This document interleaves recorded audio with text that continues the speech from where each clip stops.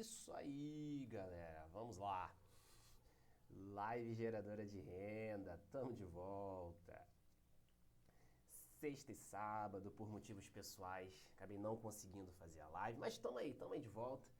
7h47 da manhã, hoje inverti um pouquinho a ordem das coisas, então quando eu acabar aqui já tô pronto para poder ir para o escritório. Manhã de sol em São Paulo, um pouquinho frio, provavelmente ali na casa de uns 20 graus, mas é isso, tamo aí. 7h48 da manhã, 23 de outubro, vamos nessa.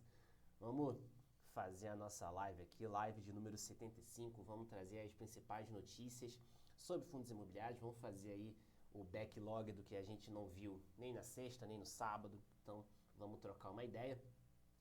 No sábado, já vou começar com uma matéria aqui, no sábado eu fiz um post sobre uma matéria que saiu no Seu Dinheiro e que é muito positiva aí para o quarteto TDVH, TORD, DEVA, VSLH e HCTR. Né? Saiu aí a matéria no dia 19 de outubro, tá? Falando sobre a renegociação do Gramado Parques. Deixa eu virar aqui para vocês verem. Ó. Então, é o fim dos calotes? Gramado Parques renegocia mais de 1 bi em CRIs que tem HCTR e outros fundos imobiliários como credores.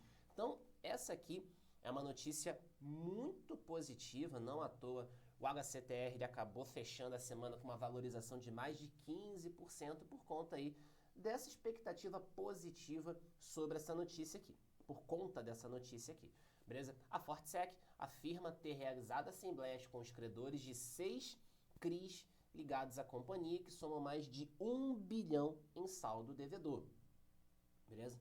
Então, aqui contextualizando um pouquinho, tá? E aí, quais foram os CRIs? Brasil Parques, GPK, GPK2, Termas Resort, GVI e Gramado BV. Beleza? Pronto. Melhor aqui. Apenas a Assembleia do CRI Termas Resort, representativo de 4,3% da dívida do grupo, não teve a proposta aprovada na íntegra, informou a Fortsec em comunicado ao qual o Seu Dinheiro teve acesso. Então, ó, os valores que foram negociados aqui, tá? Do Brasil Parques, do GPK, o Termas Resort, não teve proposta acordada. A Camprime, GVI, GPK2, Gramado BV, somando aí mais de 1,1 bilhão em dívidas. Beleza? E aí os fundos que estão com a maior exposição, DEVA, HCTR, TORD e VSLH, tá? Lembrando que a gente tem aquele possível conflito de interesse, já que a Fortsec e as gestoras desses fundos imobiliários estão debaixo do mesmo guarda-chuva, que é a holding RTSC. Beleza? Até saiu também esse comentário aqui, já tem um tempinho, já a gente acabou nem trazendo aqui em live, mas isso aqui também saiu no mercado. A Devan Asset, a gestora do Deva, ameaçou acionar a justiça aí contra a Fortsec. Então, você vê que é um negócio meio esquisito, né? São empresas que estão debaixo do mesmo guarda-chuva, mas a gestora ameaçou aqui a Fortsec, a securitizadora. Então, é um negócio que tá meio esquisito aqui, beleza? Então, são fundos que realmente têm um risco de imagem aqui associado por conta de todo esse efeito aí do Gramado Parques, tá? Mas é inegável que essa é uma notícia muito positiva para esses fundos, tá bom? Não à toa, o HCTR ele apresentou uma valorização de mais de 15% na última semana, tá? Essa notícia saiu no dia 19, dia 20, provavelmente o fundo deve ter entregado uma baita valorização. Então, ó, o HCTR nos últimos 5 dias valorizou 15,5%, tá? Do quarteto aqui foi o fundo que mais valorizou. Quando a gente pega o DEVA 11, por exemplo, ó, vamos colocar aqui, o DEVA 11 teve uma alta mais tímida na semana, aqui ó, DEVA 11 teve uma alta aqui de 4,44%, foi mais tímido. Quando a gente olha para o VSLH, a gente também teve uma alta tímida na semana, ó, vamos dar uma olhadinha aqui, uma altazinha de 5%, então foi uma alta tímida por conta desse, mesmo com todo esse cenário, foi uma alta um pouquinho menor, mas a gente pode ver que na sexta-feira, de fato aqui, né, do dia 20, ó, vamos colocar aqui do dia 20, ó, a gente de fato teve mais de 4, quase 4% de valorização. Então, muito em função da notícia que saiu, o mercado gostou dessa notícia. E o TORD, ele realmente andou de lado, né? O TORD 11... Mas o TORD 11 também já é um cenário um pouquinho mais delicado, né? O TORD 11 ele já está ali num patamar um pouquinho mais complicado. Fundo que já está aí há 8 meses sem distribuir dividendos, então realmente essa é uma notícia positiva, mas para o cenário que o TORD está, já nem faz muita diferença. Mas vocês puderam ver ali que HCTR, VSLH e DEVA tiveram altas expressivas na sexta-feira em função dessa notícia que saiu. Vamos dar uma olhadinha no IRDM11 também, porque o IRDM também estava no bolo aí do Gramado Parks, numa exposição menor, mas estava no bolo, beleza? O IRDM na última semana fechou até em queda. Então essa notícia aí de sexta-feira praticamente não alterou nada no IRDM11, beleza? Então, era uma notícia que precisava ser trazida aqui, porque envolve aí um fundo. É um caso que a gente já está acompanhando já há algum tempo, já aqui nas lives, aqui no mercado, e realmente era bem pertinente falar sobre. Então, significa que agora os fundos vão voltar a ser o que eram antes? Não significa isso. A gente teve uma renegociação. Agora beleza. A Gramado Parks está conseguindo tocar essa renegociação? Está conseguindo pagar os compromissos? Aí é outra questão, aí é outra parada, tá bom? Então, cabe a nós investidores acompanhar, beleza? Então, vamos acompanhar, vamos ver o que vai desdobrar disso, mas é evidente que o mercado ficou bem animado com essa notícia, tá? Até porque a gente está falando ali de uma solução de inadimplência. Então, a lógica de um fundo de papel é emprestar dinheiro a juros. A gente tem um caso de inadimplência. Se esse caso começa a ser resolvido, o mercado começa já a colocar uma expectativa mais positiva sobre aquele fundo. E até o HCTR, o fato do HCTR ter valorizado mais, se a gente for olhar nas últimas semanas, a gente vê que o HCTR, ele apresentou ali um dividendo maior do que o esperado, referente a setembro. Então ele fez uma distribuição maior em outubro do que o esperado, do que o próprio HCTR colocou no relatório gerencial. A gente teve uma distribuição de 27 centavos, acima do que o fundo tinha divulgado, que provavelmente, que supostamente seria de 17 centavos. Então o fundo acabou pagando mais. E agora, mais essa notícia envolvendo aí a renegociação do Gramado Parks. Então, o mercado acaba ficando ainda mais animado. Por isso que o HCTR foi o que mais valorizou na última semana. Beleza? Galera, vamos lá. Vamos que vamos. Maravilha. Galera, mais um fundo fazendo venda de ativo, tá? TRXF anunciou aí num fato relevante na sexta-feira, dia 20, que concluiu a venda do imóvel do Grupo Pão de Açúcar, localizado em Teresina. Valor aí de mais de 20 milhões. Deixa eu virar aqui para vocês verem. Então, de acordo com o relatório, o fundo informou que o montante foi pago à vista, mediante a celebração de escritura definitiva de venda e compra do imóvel. Em base de comparação, o valor da venda foi 15,24% maior ante o preço do último laudo de avaliação. Beleza? Então, a gente vê que o fundo conseguiu aí vender com um VP, né? Fez uma venda 15% acima do VP. Tá vendo por que PVP não é a melhor não é a melhor base para você tomar a decisão se um fundo está barato ou caro, se um fundo de tijolo? Você vê, o fundo conseguiu vender um imóvel 15% acima do laudo de avaliação, do último laudo de avaliação. Ou seja, o PVP de 1,05 está caro. O fundo conseguiu vender um imóvel a PVP naquele imóvel de 1,15. E aí? Será que realmente o PVP de 1,05 o fundo está caro? Então, PVP não é a melhor métrica para a gente avaliar se um fundo de tijolo está barato ou caro. Beleza? E aí, por conta disso, tá? O fundo espera que o resultado represente um lucro de aproximadamente 36 centavos por cota. Então, mais uma venda que a TRX está fazendo E aí a gente deve ter um resultado aqui, um lucrinho de quase 40 centavos por cota. Isso aqui, galera, é gestão ativa, tá? É o que a gente fala bastante e é saudável que fundos de tijolo façam isso, tá? Reciclagem de portfólio, a gente acaba tendo um destravamento de valor para o cotista. Quando o fundo faz a reciclagem de imóvel, vende aquilo que já não faz muito sentido, ou então o imóvel que valorizou bastante, daí coloca novos imóveis na carteira, ele acaba destravando um certo valor. A gente já falou nas semanas anteriores, nas lives anteriores, a gente falou de algumas vendas que foram feitas e elas acabam trazendo bastante valor para o seu cotista. Então, realmente, é algo muito positivo para o fundo. Tá? Você acaba tendo em alguns meses um dividendo um pouquinho maior, você acaba tendo uma mudança ali no portfólio, você passa a ter imóveis que estão mais alinhados, então realmente é algo saudável e dá um indicativo de gestão ativa por parte da gestão do fundo.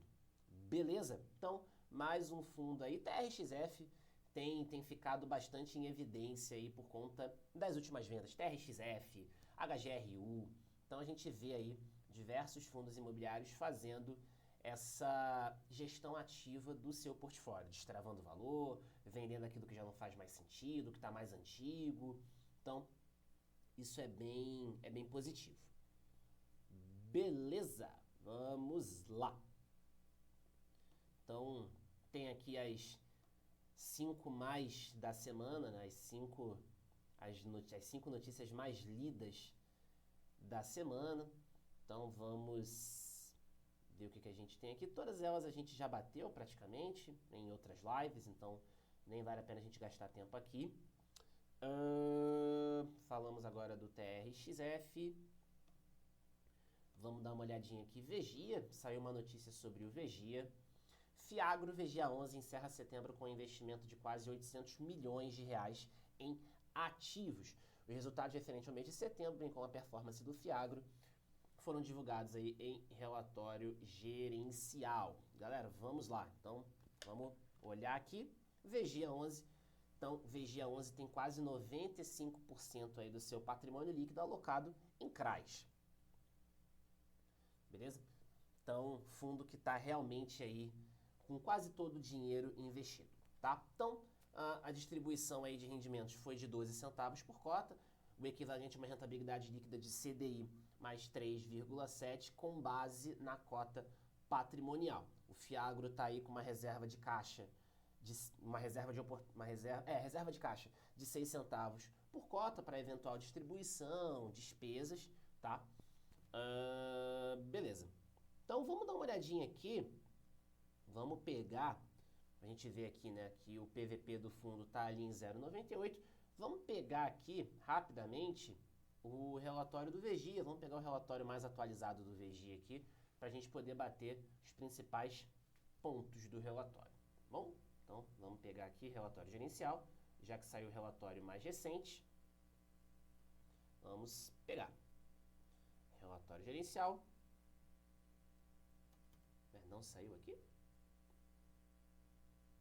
A notícia fala sobre o relatório de setembro. Não saiu aqui. Não saiu aqui. Vamos fazer o seguinte, então. Vamos pegar na B3. Então, não saiu no status invest, mas deve ter saído aqui. Pronto, saiu aqui. Ótimo. Então, aqui a gente tem o relatório gerencial do Vegia. Maravilha. Então, galera, é até uma parada para vocês entenderem, tá? Quando vocês não encontrarem informações mais recentes aqui no Status Invest, por exemplo, vocês podem fazer o mesmo que eu fiz. Coloca o código do fundo e do lado B3 no Google, tá? Porque daí vocês vão conseguir abrir a página de notícias da B3 e aí vocês conseguem pegar todas as informações. Aqui vai estar atualizado, certamente. Beleza? Então, não estava o relatório gerencial lá no Status Invest, mas está aqui na B3. Beleza? Então, galera, vamos pegar aqui algumas informações sobre o Vegia. Beleza? Então, a gente tem aqui algumas informações sobre o mês de setembro, tá? Aqui um pouquinho sobre o CRA Languiru, que é é um CRA aqui que está com uma certa inadimplência no Vegia, tá bom? Então, vamos lá. Conforme apontado pela securitizadora, foram utilizados recursos do fundo de reserva para fazer frente ao pagamento integral das parcelas de juros remuneratórios da última data de pagamento dos CRAs Langueiro 1 e 3. Com relação ao CRA 2, foram utilizados os recursos do fundo de reserva para fazer frente ao pagamento parcial da parcela de juros remuneratórios, tá? Sendo a parcela de amortização prevista inadimplida pela ausência de recursos suficientes no patrimônio separado do CRA. Então, a gente teve alguns pagamentos parciais aqui, tá? Mas a gente ainda tem uma certa inadimplência aqui por conta de para a amortização. Beleza? Então, vamos lá. É um fundo que tem conseguido distribuir bem acima do CDI, tá? A carteira está 100% alocada aqui em CDI. Então, nesse cenário de taxa Selic mais alta, a gente acaba tendo um fundo que vai dar um resultado mais elevado, Selic mais alta, CDI mais alta, a gente acaba tendo dividendos maiores. Então, a gente vê aqui que, na média, o fundo tem conseguido distribuir um resultado bem acima do CDI e tem distribuído ali bem empatadinho com o que tem feito de lucro. Ok? Então, em alguns meses uma distribuição a mais, outras a menos, tá? Mas a gente vê que, no geral, o fundo tá ali empatadinho nos últimos 6 meses. O que o fundo teve de lucro foi o que ele distribuiu, beleza? Então, o fundo está conseguindo fazer uma boa gestão aí dos pagamentos. Aqui a gente tem a lista de devedores, tá bom? 100% da carteira alocada em CDI. Então, como a gente pode ver, 100% aqui alocado em CDI. Diversificação geográfica, beleza? Então, o fundo hoje tem participação em 13 estados, ok? Então, o fundo até aumentou a diversificação aqui, o fundo estava presente em 11 estados, agora está em 13. Então, a gente tem aqui uma exposição um pouquinho maior também, geograficamente. Vamos lembrar que Fiagro, a gente tem risco climático, a gente tem risco de commodity, maior diversificação geográfica, você acaba diminuindo o teu risco climático. Então, isso é muito positivo também, beleza? Ainda mais a gente agora, num período de El Niño, fazer uma diversificação geográfica, a gente acaba se protegendo um pouco mais. É óbvio que natureza a gente não tem como controlar, mas a gente acaba se protegendo um pouco mais de efeitos climáticos adversos que possam acontecer. Chuva em excesso, seca em excesso. Então, uma diversificação geográfica acaba protegendo a gente aí nesse aspecto. Beleza?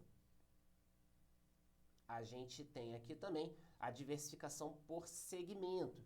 Perceba que a maior parte aqui da carteira está alocada no setor de distribuição. Seguir aqui de cooperativa, depois indústria, setor sucroalcooleiro e produtores. Tá? Então, a parcela de produtores aqui ela é bem pequena. Tá muito focada aqui em distribuição e em cooperativa. Cooperativa, principalmente em negócios um pouquinho menores. E aí, interessante o fundo. E o fundo também comenta isso, né? A gente tem uma diversificação maior aqui de segmentos, tá? Porque quando a gente tem uma concentração maior em segmento, a gente não tem uma diversificação considerável, a gente acaba também se expondo ao risco de commodity, beleza? Então, se a gente tiver um cenário mais complicado para commodity, para aquela commodity, a gente pode acabar tendo dificuldade de geração de receita por parte do devedor, dificuldade de gerar receita, eu vou ter dificuldade para honrar pagamento. Então, eu acabo tendo um risco de inadimplência maior, tá bom? Então, por isso que é importante a diversificação aqui de segmentos, tá bom? E um outro ponto que também é importante comentar é o seguinte, a gente na indústria agrícola, do agronegócio, muitos negócios ainda não têm um nível de governança corporativa, um nível de transparência muito elevado. Então, a gente precisa ter um certo cuidado também com isso, beleza? É uma indústria, claro, com o crescimento dos fiagros, a gente tende a ter uma indústria mais transparente, tende a ter uma indústria mais madura, tá? Mas a gente ainda tem esse calcanhar de Aquiles aí envolvendo o agronegócio, porque muitos negócios são pequenos e a gente acaba não tendo um nível de balanço, um nível de governança interessante, ok? Então, aqui o detalhamento dos ativos. Então, esse é um pouquinho aí do Vegia 11. Beleza, pessoal? Tranquilo? Então, Vegia 11 aí batemos um pouquinho o relatório gerencial. Galera, antes da gente trazer aí mais notícias, tá? Lembrando, agora estou no escritório da XP, escritório W1 Consultoria, aqui na Vila Olímpia, tá? Então, quem tiver interesse em ter uma assessoria comigo, assessoria da XP, tá? Lembrando, a assessoria de investimentos, ela não é paga, tá? Então, você não paga pelo processo de assessoria, tá? A minha remuneração, ela é em cima da movimentação da sua carteira, ela é em cima dos produtos que você investir, tá? Mas que fique claro que eu não vou entuchar produto, empurrar produto ruim, tá? A ideia é que você invista de acordo com o seu perfil, de acordo com os seus objetivos, tá bom? Então, quem tiver interesse em ter um acompanhamento aí pela XP, uma assessoria pela XP, você que está aí no Instagram, pode me chamar no direct, que a gente troca uma ideia. Você que está aí no YouTube, pode cair aqui no meu Instagram, @oAndersonMoreira, tá? O link aqui na descrição do vídeo também. E a gente pode trocar uma ideia, ver se ela faz uma reunião, a gente agenda um bate-papo, ver se a assessoria faz sentido para você. E daí, se fizer, você entra para a XP. Ou então, se você já tiver conta na XP, a gente só troca a assessoria e daí eu faço o seu acompanhamento, tá bom? Lembrando, a assessoria não é paga. A remuneração é por movimentação de carteira e por investimentos que você fizer. Beleza? Então, é isso aí. Recado dado. Vamos lá.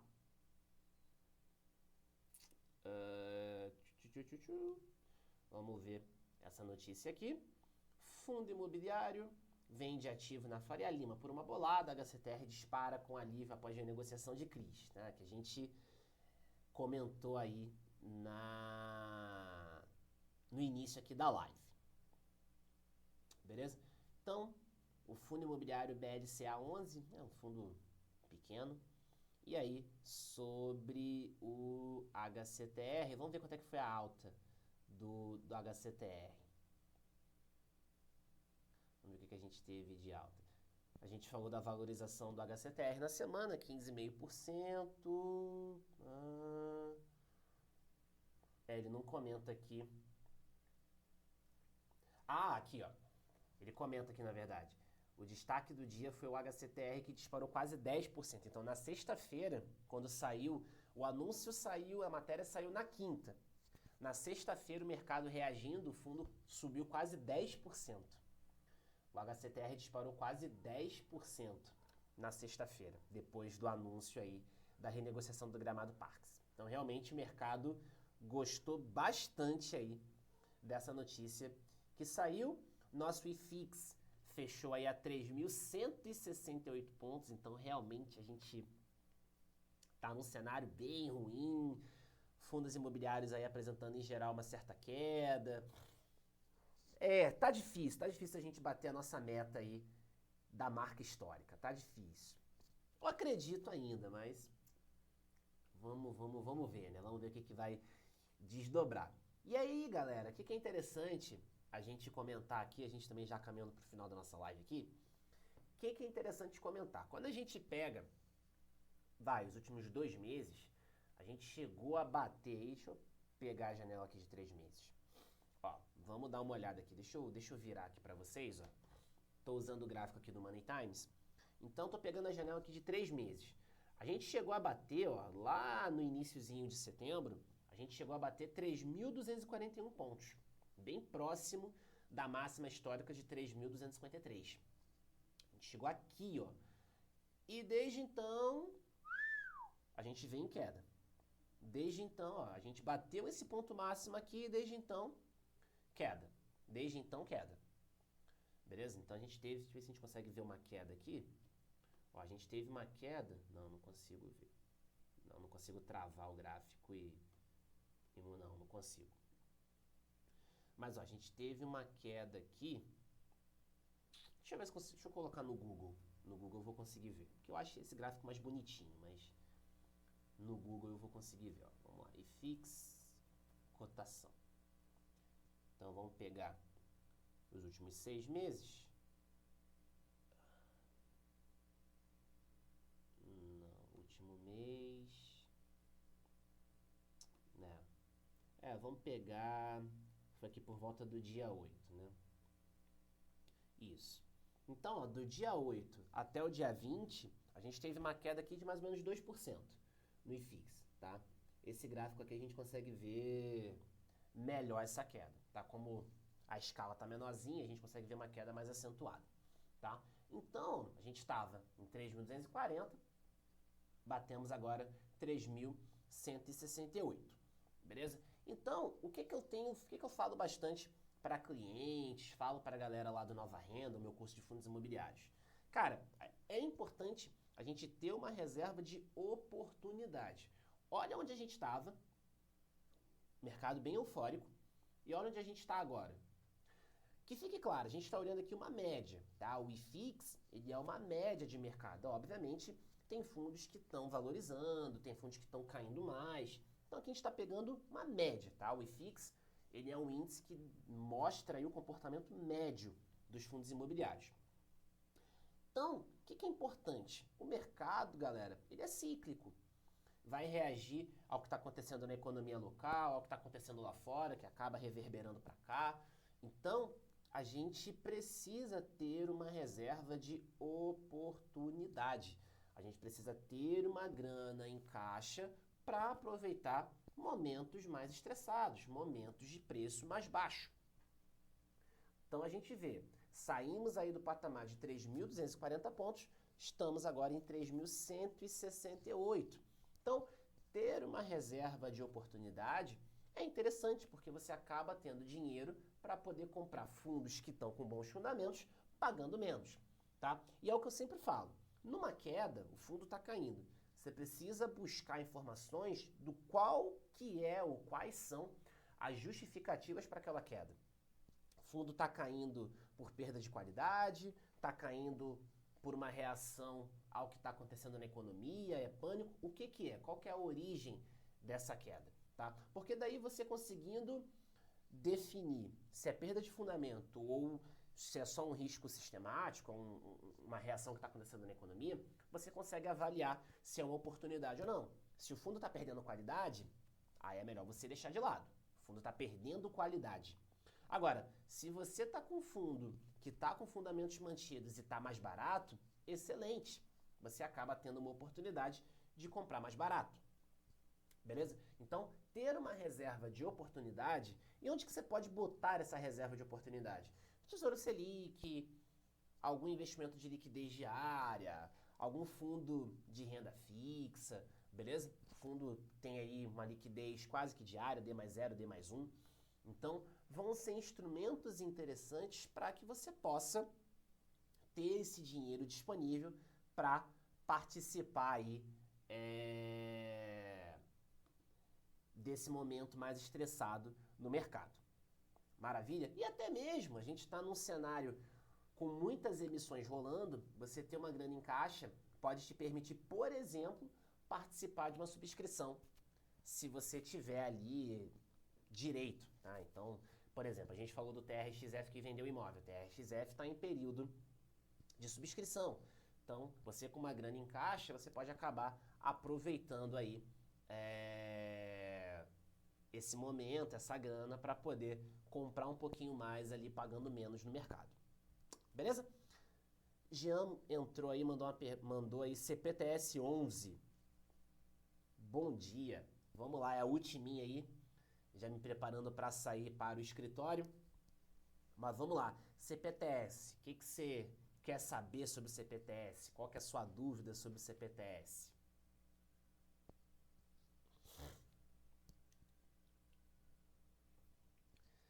Qual que é a dúvida? Qual que é a pergunta aí? É a ultiminha antes de ir para o escritório. Vamos lá.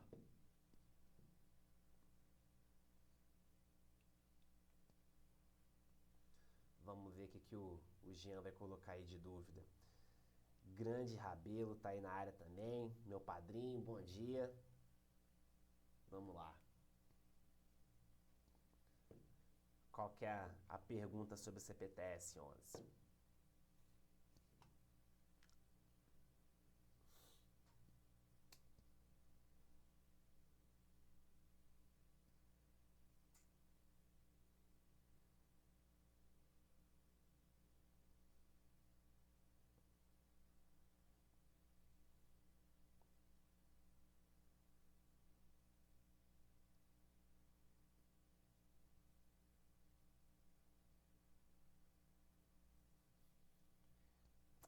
CPTS. Bom dia, meu irmão. Tamo junto. CPTS é um fundo robusto, está com oportunidade? Bom, aí sobre o CPTS, se está com oportunidade, bom, CPTS ele é um fundo de papel, tá? Que tem ali uma pegada high grade barra middle risk, é um fundo que tem ali uma pegada de risco razoável, tá? De fato, a gente tem visto aqui uma queda considerável no mercado, tá bom? Então, quando a gente pega, por exemplo, nos últimos 5 dias, queda de 5%, no último mês, queda de quase 7,5%, tá? Quando você olha para a carteira do CPTS, você vê que as posições ali, elas estão adimplentes. Então, se você pegar o relatório gerencial do CPTS 11, você vai ver que a gestão vai informar ali que as operações estão adimplentes. Ótimo. Então, por que o fundo está caindo? Dividendo. Tem uma pressão grande aqui sobre dividendo. O fundo anunciou o menor dividendo de 2023, anunciou mais ou menos uns 5 e pouquinhos centavos por cota. Então, o mercado acaba precificando esse cenário mais negativo. Poxa, fundo está ali com a carteira majoritariamente exposta em IPCA, então, se você tem um IPCA mais baixo, você acaba tendo dividendos menores. Então, assim, a carteira de crédito do CPTS, a princípio, não tem apresentado problema. Qual que é o ponto de atenção do CPTS? Você precisa observar. Operação compromissada. O CPTS 11, ele tem um nível de operação compromissada, um nível de alavancagem de mais ou menos uns 15%. E desde de agosto do ano passado, o fundo tem tido dificuldade para conseguir gerar um retorno em cima do custo da compromissada. Então a gente vê, comparando a operação compromissada e o retorno que o fundo tem apresentado, a gente tem tido um retorno negativo. Opa, caiu aqui. A gente tem tido um retorno negativo frente ao custo da compromissada. Essa exposição já foi mais alta, agora está um pouquinho menor.